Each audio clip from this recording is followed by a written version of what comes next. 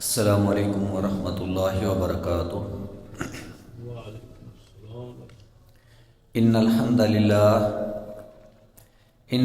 للہ نحمده ونستعینه ونستغفره ونعوذ باللہ من شرور انفسنا ومن سیئات اعمالنا من يهده الله فلا مضل له ومن يضلل فلا هادي له وأشهد أن لا إله إلا الله وحده لا شريك له وأشهد أن محمدا عبده ورسوله يا أيها الذين آمنوا اتقوا الله حق تقاته ولا تموتن إلا وأنتم مسلمون يا أيها الناس اتقوا ربكم الذي خلقكم من نفس واحدة وخلق منها زوجها وبث منهما رجالا كثيرا ونساء واتقوا الله الذي تساءلون به والأرحام إن الله كان عليكم رقيبا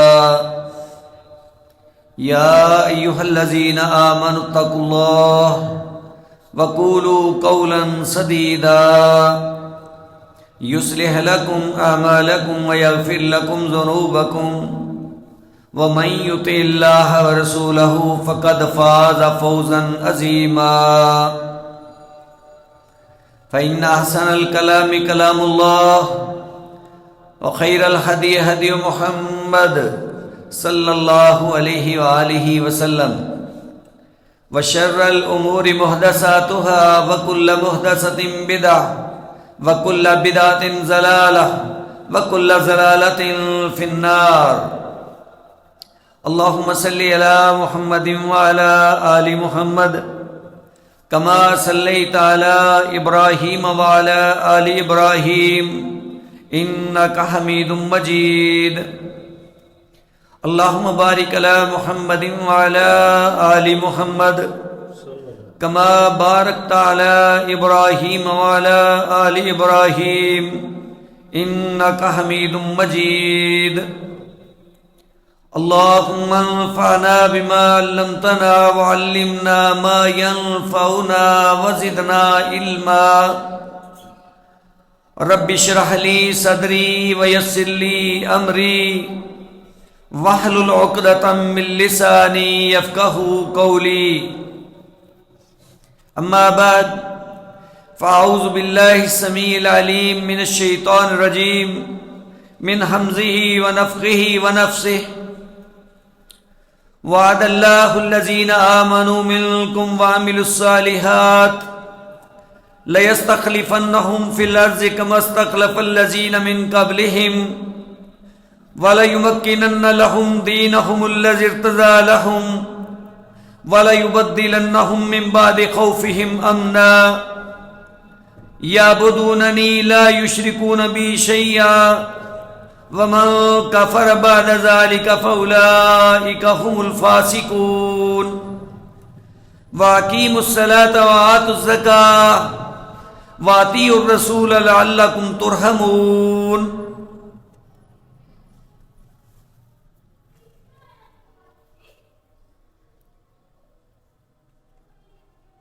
اللہ سبحانہ و تعالی اپنے بندوں پہ بہت مہربان ہیں، بالخصوص جو اس کا بن جاتا ہے پھر اللہ پاک کبھی اس کو ضائع نہیں کرتے۔ شرط ایک ہی ہے کہ ہمیں پورے خلوص کے ساتھ، پوری توجہ کے ساتھ، پوری محنت اور کوشش کے ساتھ اللہ پاک کی طرف لگانا چاہیے۔ تو پھر اللہ کے وعدے بہت پرانے ہیں، چاہے آپ صلی اللہ علیہ وسلم کا دور ہو یا آپ سے پہلے کا کوئی دور ہو یا پھر آج کے لمحات ہوں، اللہ پاک بہت طاقت والی ذات ہیں اور اس کے وعدے پورے ہو کے رہتے ہیں۔ کوئی ایسا نہیں ہے کہ اللہ سبحانہ و تعالی جو ارادہ فرمائیں اور اپنے بندوں کے ساتھ وعدہ کریں اس کے درمیان حائل ہو جائے یا رکاوٹ بن جائے۔ قرآن مجید کا 18واں پارہ سورہ نور، جو 2 آیات میں نے آپ کے سامنے تلاوت کی ہیں، اللہ سبحانہ و تعالی نے ایک خلاصہ ہمارے سامنے رکھ دیا ہے۔ اللہ پاک فرماتے ہیں وعد اللہ الذین آمنوا منکم وعملوا الصالحات، کہ جو لوگ آپ لوگوں میں سے ایمان لائیں گے اور نیک اعمال کریں گے، لَيَسْتَخْلِفَنَّهُمْ فِي الْأَرْضِ، اللہ فرماتے ہیں ہم ضرور بالضرور ان کو زمین کے اندر جانشین بنا دیں گے، خلیفہ بنا دیں گے، مملکت اس کے سپرد کر دیں گے۔ كَمَا اسْتَخْلَفَ الَّذِينَ مِن قَبْلِهِمْ، بالکل ایسے جیسے پہلے کوئی ہمارا بنا ہم نے اس کو خلیفہ اور جانشین بنا دیا۔ وَلَيُمَكِّنَنَّ لَهُمْ دِينَهُمُ الَّذِي ارْتَضَىٰ لَهُمْ، اور اللہ فرماتے ہیں جو دین ہم نے اپنے بندوں کے لیے چنا ہے اور وہ دین دین اسلام ہے، اللہ فرماتے ہیں ہم اس دین کو ان لوگوں کے لیے جو چن چکے ہیں اس کو مضبوط کر دیں گے، اس کو مستحکم کر دیں گے اور اس کو جمع کر کے ثابت کریں گے کہ ہمارا دین غالب ہے، ہمارے دین پہ چلنے والے غالب ہیں۔ وَلَيُبَدِّلَنَّهُم مِّن بَعْدِ خَوْفِهِمْ أَمْنًا، اللہ فرماتے ہیں ہم ان لوگوں کے ڈر کو امن کی حالت میں بدل دیں گے۔ اور اس کے اندر ڈبل تاکید ہے، اللہ دوہری تسلی ہمیں دلواتے ہیں کہ وَلَيُبَدِّلَنَّهُم، کہ ایمان والو، اعمال صالحہ پیش کرنے والو، ضرور بھی ضرور اللہ پاک تمہارے خوف کو امن میں تبدیل کر دیں گے،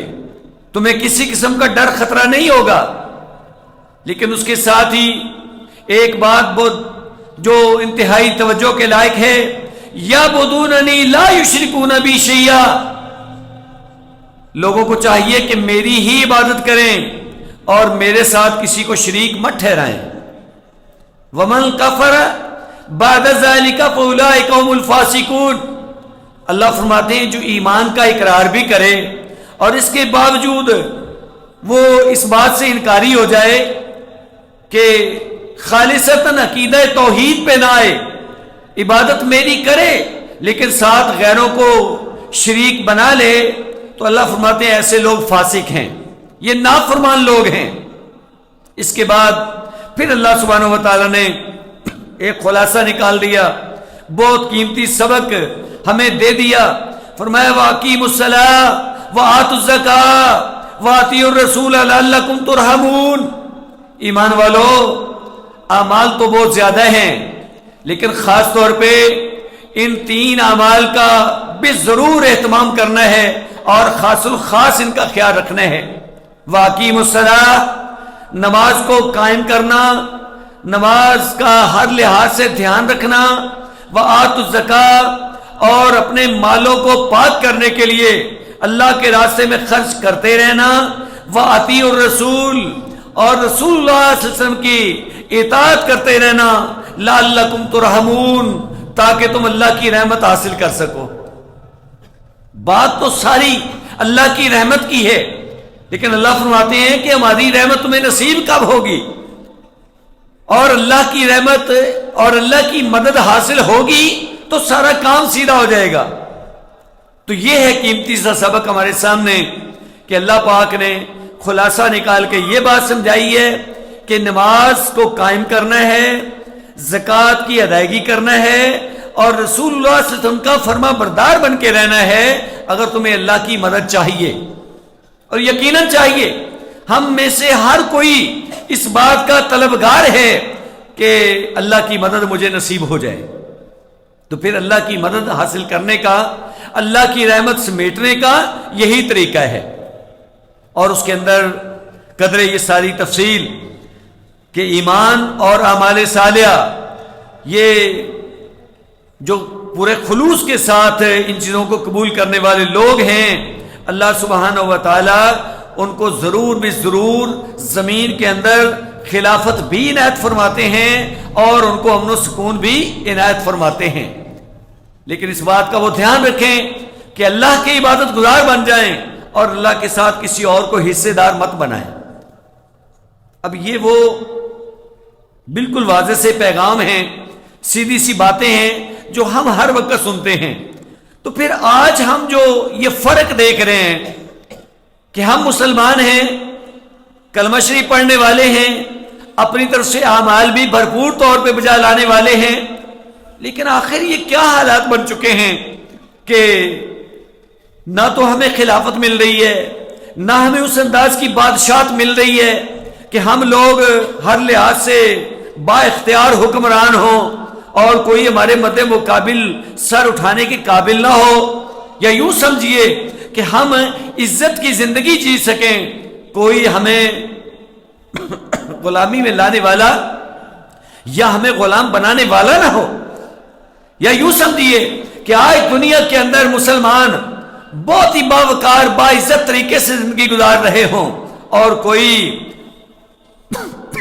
ان کے لیے اپنے منصوبے بنا کے چلنے والا یا ان کے اوپر حکمرانی کرنے والا یا ان کو اپنی مرضی سے چلانے والا نہ ہو۔ تو یقیناً یہ لمحہ فکریہ ہے، اگر ہم توجہ فرمائیں تو ہمیں یہ بات ذہن نشین کرنا ہوگی کہ آخر کہیں تو فرق ہے۔ اللہ کے وعدے تو سچے ہیں، اللہ نے تو فرما دیا کہ جو کوئی اس طرح بن جائے گا پھر ہم اس کے ساتھ یہ سلوک کریں گے، اس طریقے سے اس کو عزت سے نوازیں گے، اس طریقے سے اس کو طاقت دیں گے۔ تو آئیں جہاں تک ہمارا بات چلتا ہے اس کا خلاصہ لب لباب ایمان اور اعمال صالحہ، اور نہیں تو کم از کم اللہ تعالیٰ کے ہاں تو سرخرو ہونے والے بن جائیں، یا اپنی کوشش اپنی ہمت کے مطابق ذہن تو بنا لیں کہ ہاں ٹھیک ہے جی ایسے ہونا چاہیے، تو یقیناً اللہ سبحانہ و تعالیٰ کے فرمان کے مطابق کہیں تو کمی ہے، اور یہ کمی ہمارے اندر ہے۔ ہم لوگ جس انداز کے اقراری ہیں، جو ہماری زبان سے نکلتا ہے، شاید اس کے مطابق پورے طور پہ ہم عمل نہیں کر پا رہے، اور اس زمن میں چلیں وہ خلافت، بادشاہت، حکومت، یہ تو اپنی جگہ پہ، یہ جو اللہ سبحانہ و تعالیٰ نے فرمایا یعبدوننی لا یشرکون بی شیئا، لوگوں کو چاہیے کہ میری ہی عبادت کریں، میرے ساتھ کسی کو حصہ دار مت بنائیں، اور اللہ فرماتے ومن کفر بعد ذلک فاولئک هم الفاسقون، اس کے باوجود جو کوئی کمی بیشی کرے گا، کفر کرے گا، اللہ کے حکم میں کوئی گڑبڑ کرے گا تو یہ فاسق بن جائے گا۔ تو کیا آج ہمیں اس بات پہ غور نہیں کرنا چاہیے کہ ہم لوگ مکمل ترین مومن مسلمان بنیں، نہ کہ ہمارے اندر کوئی ایسی خرابی آ جائے کہ ہم وہ فسق والے کھاتے میں چلے جائیں؟ اور یقیناً ایسے ہی ہوتا ہے، جب بھی کسی انسان کے اندر کمی کوتاہی آتی ہے تو فسق اس کے اندر داخل ہو جاتا ہے، کیونکہ فسق بنیادی طور پہ نافرمانی کو کہتے ہیں، تو یہ نافرمانی والی چیزیں یہ ہمیں زیب نہیں دیتی۔ تو آئیں جہاں تک ہمارے لیے ممکن ہے، کیونکہ اللہ سبحانہ و تعالیٰ نے یہ سبق ہمیں دینے کے بعد اس کا خلاصہ یہ نکالا ہے وَأَقِیمُوا الصَّلَاةَ وَآتُوا الزَّکَاۃَ، نماز قائم کیجئے اور زکوٰۃ کی ادائیگی، یعنی اپنے جسموں کے ساتھ اپنے رب کے حضور پیش ہو جائیے، اپنے آپ کو اللہ کی عبادت کے لیے پیش کیجئے اور اپنے مالوں کو بھی خرچ کیجئے۔ وَأَطِیعُوا الرَّسُولَ، لیکن اس سارے سلسلے کے اندر یہ بات بھولنے والی نہیں ہے کہ رسول اللہ صلی اللہ علیہ وسلم کی اطاعت میں رہنا ہے۔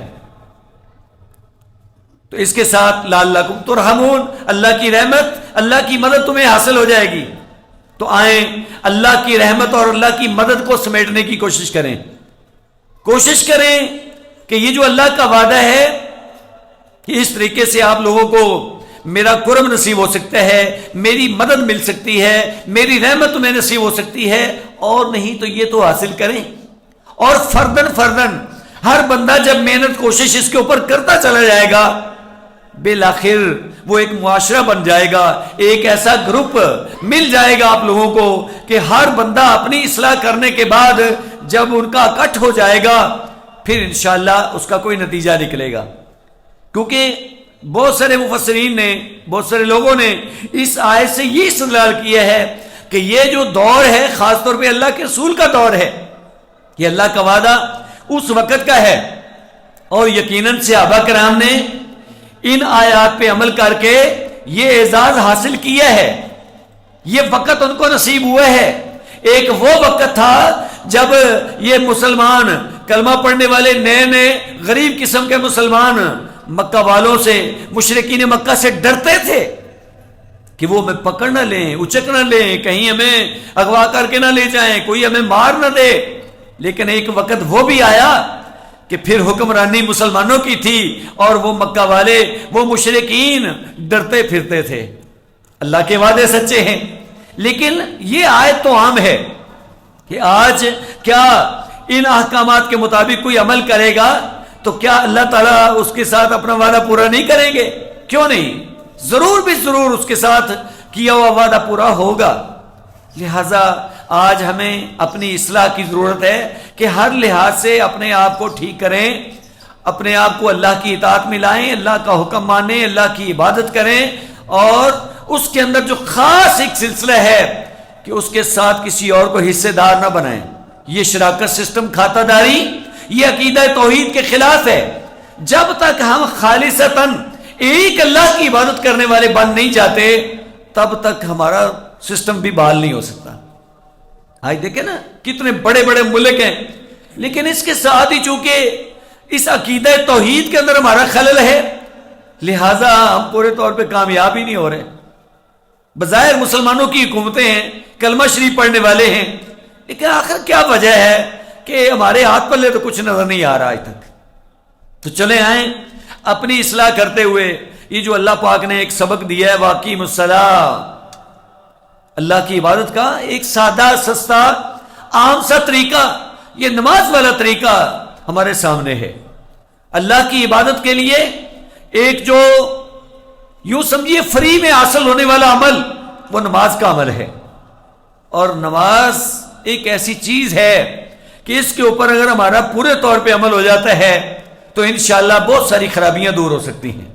اس نماز کی برکت کے ساتھ کافی سارے معاملات سیدھے ہو سکتے ہیں، کیونکہ نماز ایک عبادت ہے اور عبادت سے اللہ راضی ہوتے ہیں. جب ہم اللہ کو راضی کر لیں گے تو کام تو لازمی بن جائے گا نا. پھر خاص طور پہ اللہ پاک نے جو یہ فرمایا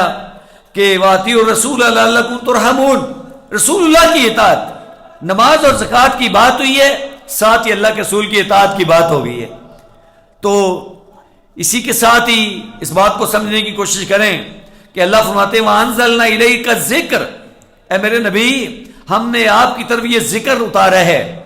یہ قرآن اتارا ہے، یہ نصیحت کی بات اتاری ہے، لِتُبَيِّنَ لِلنَّاسِ مَا نُزِّلَ إِلَيْهِمْ، تاکہ آپ وضاحت سے بیان کر دیں لوگوں کے لیے جو ان کی طرف اتارا گیا، نازل کیا گیا، وَلَعَلَّهُمْ يَتَفَكَّرُونَ، تاکہ لوگ غور و فکر کر سکیں، لوگوں کے اندر سوچ پیدا ہو جائے. تو آج سوچ کیسے پیدا ہو سکتی ہے؟ جب ہم رسول اللہ صلی اللہ علیہ وسلم کی رہنمائی لے کے چلیں گے، کیونکہ اللہ پاک نے آپ کو مفسر قرآن بنا کے بھیجا ہے، مبین قرآن بنا کے بھیجا ہے، اور اس بات کا واضح پیغام دیا ہے اللہ پاک نے کہ ہم نے آپ کی طرف یہ ذکر نازل کیا ہے تاکہ آپ لوگوں کو واضح کر کے پہنچا دیں، کھول کھول کر اس کو بیان کر دیں جو کچھ لوگوں کے لیے اتارا گیا ہے تاکہ وہ اس میں غور و فکر کر سکیں. تو آج جس قدر بھی ہم غور و فکر کریں قرآن مجید کے اندر بذات خود وہ ہمیں خاطر خواہ فائدہ نہیں دے گا، لیکن جب ہم رسول اللہ صلی اللہ علیہ وسلم کی تفسیر اور وضاحت کو، آپ کی احادیث کو، آپ کی اس وضاحت کو ساتھ لے کے چلیں گے تو پھر انشاءاللہ کام سیدھا ہو جائے گا. لہذا کوئی بھی عبادت ہے، کوئی بھی طریقہ ہے، کوئی بھی سلسلہ ہے، آپ رسول اللہ صلی اللہ علیہ وسلم کی فرما برداری کو لازم پکڑیں، اس کو لے کر چلیں تو انشاءاللہ کام سیدھا ہو جائے گا. لہذا یہ نماز کا عمل جس کے بارے پہلے بھی بات ہو رہی تھی، اس کے ساتھ ہی تھوڑا سا اپنے آپ کو جوڑتے ہیں کہ نماز کا جو سلسلہ ہے نا، اس کے کئی انداز ہیں اس کو سمجھنے کے. ایک نماز کی ظاہری حالت ہے، اس کو بھی ہم نے ٹھیک کرنا ہے. ایک نماز کی روحانی کیفیت ہے، اس کے اندر خشوع خضوع، دل کی حاضری، ہر لحاظ سے اپنے آپ کو اللہ کے حضور سمجھنا. کہ آپ صلی اللہ علیہ وسلم فرماتے ہیں فَعْبُدِ اللَّهَ كَأَنَّكَ تَرَاهُ، اے بندے، اے انسان، تو اپنے رب کی عبادت ایسے کر گویا کہ تو اپنے مالک کو دیکھ رہا ہے. تو جب کوئی اپنے مالک کو دیکھ رہا ہوتا ہے نا، پھر اس کے کام میں فرق نہیں آتا. کوئی بھی مزدور کسی گھر میں کام کر رہا ہے، کسی جگہ پہ کام کر رہا ہے، اس کا وہ مالک یا اس کا ٹھیکیدار جو اس سے کام کروا رہا ہے، جس نے اس کو پیسے دینے ہیں، اگر وہ اس کے پاس ہے تو وہ کوتاہی نہیں کر سکتا. لہذا اللہ کے رسول صلی اللہ علیہ وسلم ہمیں یہ سبق دیتے ہیں فَعْبُدِ اللَّهَ كَأَنَّكَ تَرَاهُ، اے انسان، تو اپنے مالک کی بندگی اس طرح کر گویا کے، کیونکہ حقیقت میں ہم نہیں دے سکتے، بس تصور میں ہم نے یہ سمجھنا ہے کہ ہم اپنے مالک کے سامنے اور اپنے مالک کو دیکھ رہے ہیں. فَإِن لَمْ تَكُنْ تَرَاهُ، آپ فرماتے ہیں کہ یہ تو ممکن نہیں ہے، اور آپ بھی جائزہ لیتے ہو کہ ہاں جی ہم تو دیکھ ہی نہیں سکتے، ہمیں سامنے اللہ کی ذات کب نظر آتی ہے. تو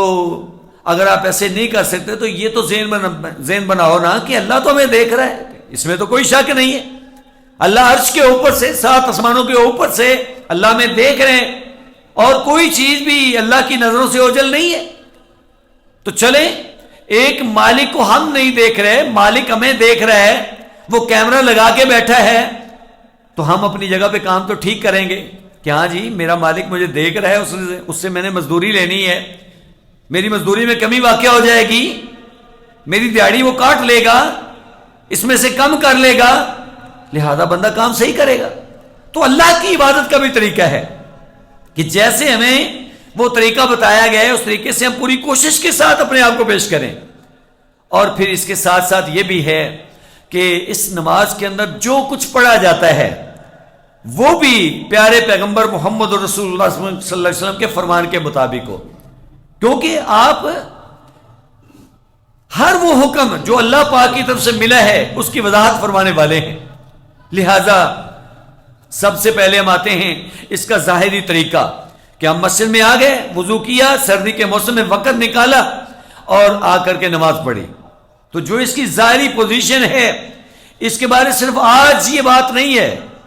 اور ہم یہ بھی نہ سمجھے کہ آج ہمارے اندر کمی نہیں ہے. کمی ہے، کوئی بڑے سے بڑے اچھے انداز سے بھی نماز پڑھنے والا ہے،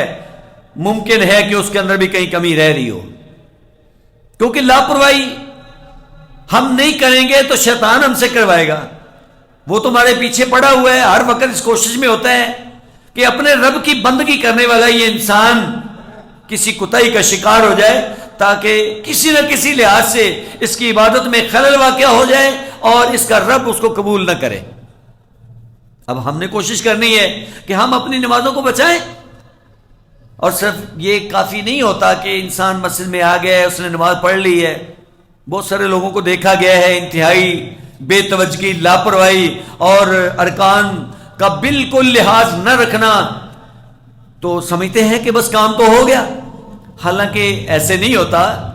بہت دفعہ ایسے ہوتا ہے کہ انسان کوئی کام کرتا ہے لیکن ہمیں کہنے والا کہتا ہے تو نے یہ کام کیا ہی نہیں ہے، حالانکہ ہم کہتے ہیں ہم تو یہ کام کر چکے ہیں. تو جب وہ کام صحیح نہیں ہوگا تو پھر ہمیں کہنے والا کہہ سکتا ہے کہ تو نے یہ کام نہیں کیا. اور صرف ہماری حد تک بات نہیں ہے، صحابہ بیان فرماتے ہیں، صحیح بخاری مسلم کے اندر حدیث ہے، جناب ابو ہریرہ رضی اللہ تعالیٰ عنہ بیان فرماتے ہیں کہ ہم رسول اللہ صلی اللہ علیہ وسلم کے پاس بیٹھے ہوئے تھے کہ آنے والا آیا، اذ دخل رجل فصلی فسلم علی النبی صلی اللہ علیہ وسلم، آتا ہے، آ کے مسجد نبوی کے اندر نماز پڑھتا ہے، پھر آ کے نبی صلی اللہ علیہ وسلم کو سلام کہتا ہے. تو آپ کیا فرماتے ہیں؟ فقال ارجع فصلی فانک لم تصلی، او بھائی تو واپس جا، نماز پڑھ، تو نے نماز نہیں پڑھی. حالانکہ وہ آیا ہے، اس نے پہلا کام ہی نماز پڑھنے والا کیا ہے. تو آپ کیا فرما رہے ہیں؟ اب ہمارے جیسا کوئی ہوتا بہت سمجھدار کہ میں تو ابھی نماز پڑھ کے آ رہا ہوں، بھلا یہ ممکن ہے کہ ہم ایک دفعہ نماز پڑھ لیں، کوئی دوبارہ ہمیں کہے کہ آپ نماز پڑھیں اور ہم اس کے لیے تیار ہو جائیں؟ ممکن نہیں ہے. لیکن آپ سے نے فرمایا ہے، اور اس بھائی نے، اس ساتھی نے، اس صاحب نے یہ کام کیا ہے، وہ دوبارہ گیا، اس نے نماز پڑھی، دوبارہ نماز پڑھ کے دوبارہ آتا ہے، پھر آ کے سلام کہتا ہے، آپ دوبارہ پھر یہ حکم دیتے ہیں. تو 3 دفعہ تو اس نے یہ عمل کیا ہے. پھر آخر وہ کہتا ہے کہ والذی بعثک بالحق نبیا، اے پیغمبر اس ذات کی قسم جس نے آپ کو حق کے ساتھ، سچ کے ساتھ نبی بنا کے بھیجا ہے، لا احسن غیر ھذا، میں اس سے اچھا نہیں پڑھ سکتا، اس سے بہتر میرے اندر گنجائش نہیں ہے، آخر جو کمی ہے آپ مجھے سمجھا دیجئے. تو اس کے بعد باقاعدہ سے اس نے عرض کیا فعلمنی، آپ مجھے سکھائیے. فقال له النبی صلی اللہ علیہ وسلم، تو نبی صلی اللہ علیہ وسلم نے اس کے لیے یہ فرمایا اذا قمت الى الصلاۃ فکبر، جب تو نماز کے لیے کھڑا ہو تو نے اللہ اکبر کہنا ہے، یعنی اللہ اکبر کہہ کے اپنی نماز میں چلا جا، تو نماز شروع کر دے. ثم اقرأ ما تيسر معك من القرآن، پھر تمہیں جو یاد ہے قرآن مجید سے وہ تو پڑھ. ثم ارکع، پھر تو رکوع کر، حتی تطمئن راکعا، حتیٰ کہ رکوع میں اطمینان حاصل کر لے، یعنی کہ مکمل اطمینان کے ساتھ، تسلی کے ساتھ تو رکوع کر.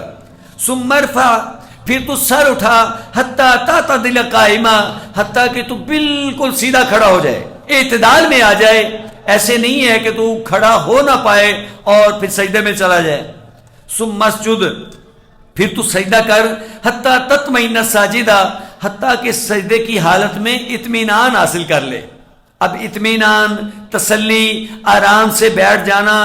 اور اس کے اندر اس رکن کو صحیح طریقے سے ادا کرنا یہ بہت ضروری ہے. ثم ارفع، پھر سجدے سے سر اٹھا، حتیٰ تطمئن جالسا، حتیٰ کہ تو تسلی کے ساتھ بیٹھ جائے اور بیٹھنے کی حالت میں اطمینان حاصل کر لے.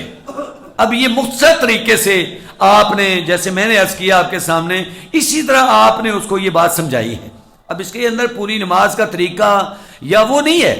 صرف جو کمی اس کے اندر آ رہی تھی نا وہ یہ تھی کہ وہ تعدیل ارکان، یعنی جو ارکان ہیں نماز کے، قیام کی حالت میں کھڑے ہونا، رکوع میں جانا، رکوع سے پھر اٹھنا، پھر سجدے میں جانا، سجدے سے اٹھنا، یہ چیزیں وہ ٹھیک سے نہیں کر رہا تھا. اس کو بولتے ہیں تعدیل ارکان، کہ ہر رکن کو اچھے انداز سے پیش کرنا. یہ ہے اقامت صلاۃ کا حصہ اور بہت ضروری، کیونکہ پیارے پیغمبر نے اس چیز کو لوگوں کے سامنے رکھا ہے، صحابہ کی جماعت کی موجودگی میں، جو بار بار حکم دینا ارجع فصلی فإنک لم تصلی، واپس جا نماز پڑھ، تو نے نماز نہیں پڑھی. اب ذرا توجہ کیجئے کہ بہت ساری نمازیں آپ کو اس انداز کی نظر آئیں گی. ہم بھی کبھی کبھار ایسے سستی کوتاہی کا شکار ہو جاتے ہیں، اور کبھی آپ، خیر ہماری بھی نمازیں تو اس انداز کی ہیں، لیکن کبھی پٹھانوں کی نمازوں کو دیکھ لینا. میں نے بہرحال اپنے احباب بھی اور پٹھانوں کو بھی بہت دفعہ ایسے دیکھا ہے کہ شاید 1 منٹ کے اندر 2 رکعتیں پڑھ لیتے ہیں، بس ایسے ہاتھ باندھے اور رکوع میں گیا، رکوع ابھی پورا گیا نہیں ہے، فوراً کھڑا، پتہ نہیں کیا پڑھا ہے کیا نہیں کیا، وہ تو بالکل ایسے ہے بھی نہ ہونے کے برابر. رکوع سے کھڑا نہیں ہوئے، فوراً ہی سجدہ، سجدے سے اٹھے، بس ایسے بس آدھا ایک اٹھا ہے، پورے طور پہ بیٹھا بھی نہیں، واپس دوبارہ پھر سجدے میں اٹھا. اس طریقے سے نظام چلتا ہے. اگر ہم توجہ کریں گے تو یہ بات ہمیں سمجھ آئے گی. کئی لوگوں کو دیکھا گیا، اور آپ صلی اللہ علیہ وسلم لوگوں کی نمازوں پہ نظر رکھتے تھے. ہمیں بھی اپنی نماز کی بھی فکر کرنی چاہیے اور دوسروں کی نماز کی فکر بھی کرنی چاہیے. توجہ کریں بچوں کے اوپر، بڑوں کے اوپر، گھر والوں کے اوپر، اور دوست احباب کی نمازوں پہ دھیان دیں کہ آخر یہ سارے احباب نماز کیسے پڑھتے ہیں، تاکہ آپ سے ان کے فرمان کے مطابق جو آپ فرما رہے ہیں ارجع فصلی فإنک لم تصلی، کہیں ایسا نہ ہو کہ ہم تو نماز کی کوشش میں لگے ہوئے ہیں، سردی کے باوجود وضو کرتے ہیں، مسجد میں آتے ہیں، انتہائی تکلیف بھی اٹھاتے ہیں، لیکن ایسا نہ ہو، اللہ نہ کرے کہ وقت ایسا آئے، کیونکہ اب تو ہمیں کوئی یہ کہنے والا نہیں ہے. اس وقت تو اللہ کے رسول تشریف فرما تھے اور اپنے صحابی کی رہنمائی کر رہے ہیں، اور باقی سارے احباب، باقی ساری جماعت کو بھی یہ سمجھایا جا رہا ہے کہ نماز وہ ہے جس کے ارکان صحیح طریقے سے ادا کیے جائیں. لہذا ایک یہ موٹا سا کرنے والا کام یعنی کہ بالکل سادہ اور سیدھی سی بات ہے کہ پوری نماز کو پورے سکون کے ساتھ ادا کرنا ہے، ہر رکن. اب اس کے اندر جو کچھ پڑھنا ہے وہ تو بعد کی بات ہے نا. سب سے پہلے اپنے آپ کو تسلی سے نماز کے اندر رکھیں. ایسا نہیں ہے کہ بس اٹھنا بیٹھنا اور جناب غالباً صرف سر لگانا، کیونکہ بعض اللہ کے رسول نے تو اس کو ایسے فرمایا ہے کہ یہ انسان ایسے ہے عصر کی نماز پڑھنے والا جو لیٹ آنے والا اور اس طرح سے جلدی نماز پڑھنے والا. آپ فرماتے ہیں وہ ایسے جیسے کوا 4 ٹھونگے لگاتا ہے. اللہ کے رسول نے اس انسان کی عصر کی نماز کو 4 ٹھونگے قرار دیا ہے، حالانکہ سجدے 8 ہوتے ہیں. 8 ٹھونگے تو کم از کم آپ کو کہنا چاہیے تھا، لیکن نہیں. فرمایا جس کی نماز کے اندر اعتدال ہی نہیں ہے، وہ نماز کو تسلی سے ادا کرنے والا نہیں ہے. بس یوں سمجھیے کہ اس نے 4 رکعتیں کیا ادا کی ہیں، 4 ٹھونگے لگائے ہیں. اس انداز کے الفاظ اور اس مثال کے ساتھ آپ کا یہ سمجھانا، آپ ذرا توجہ تو فرمائیں. لہذا یہ ایک فکر والی بات ہے کہ آج اگر ہم اپنی اصلاح چاہتے ہیں اور اصلاح کرنی چاہیے تو اس کے لیے ضروری ہے کہ ہم ایک عمل جو ہر وقت رب کے حضور پیش کرنے والے ہیں اس کی جس حد تک اصلاح ممکن ہو کی جائے. سب سے پہلی اور بنیادی بات یہ ہے کہ ہم اپنی نماز کو پورے ارکان کو، رکوع اور سجدہ، قیام، اس کو تسلی سے ادا کریں. اس کے بعد پھر اگلا طریقہ جو ہے کہ ہر رکن کو ہم نے کیسے ادا کرنا ہے اور اس کے اوپر کس انداز سے ہم نے پیارے پیغمبر کی سنت کو لے کے چلنا ہے اور آپ کے فرمان کے مطابق کس رکن کو کس انداز سے کس حیث کیفیت کے ساتھ ہم نے پیش کرنا ہے. اور پھر اس سے اگلا سٹیپ یہ آتا ہے کہ ہم نے ہر رکن کے اندر کیا کچھ پڑھنا ہے. لہذا یہ نماز جو اتنا عام سا سبق ہے، میں سمجھتا ہوں اتنا ہی خاص الخاص سبق بھی ہے. جتنا ہم اس کو عام نوعیت کا لیتے ہیں اتنا ہی ہمیں اس کے اوپر فکر بھی کرنا چاہیے اور اس کے لیے کوشش بھی کرنی چاہیے. ہر وقت اپنے آپ کو تیار بھی رکھنا چاہیے اور اس کے اندر جس حد تک ممکن ہو سیکھتے رہنا چاہیے، کیونکہ نبوی نماز کو سیکھنا، اس کی بہت زیادہ تفصیلات ہیں، یہ ہمارے لیے بہت ضروری ہے. نماز نبوی، ہاں اگر ہم کوئی اور نماز پڑھ رہے ہیں تو پھر تو فکر والی بات ہی نہیں ہے، کیونکہ نبوی نماز ہی ہمارے اوپر لاگو ہے. اگر ہم رسول اللہ کے اطاعت گزار ہیں، کلمہ شریف پڑھنے والے ہیں، تو ہم نے نماز نبوی ہی ادا کرنی ہے اور اس کو ہی سیکھنا ہے اور اس کو پراپر طریقے سے سیکھنا ہے، پوری کوشش کے ساتھ سیکھنا ہے. تو انشاءاللہ یہ ہمارے لیے مفید بھی ثابت ہوگی اور اس کے اثرات بھی ہمیں ملیں گے کہ اللہ کی رحمت اور مدد خاص طور پہ حاصل کرنے کے لیے اپنی نمازوں کو ٹھیک کرنا اور اچھے طریقے سے ادا کرنا یہ بہت ضروری ہے. اللہ پاک ہمیں عمل کی توفیق عنایت فرمائیں. وصلی اللہ علی نبی.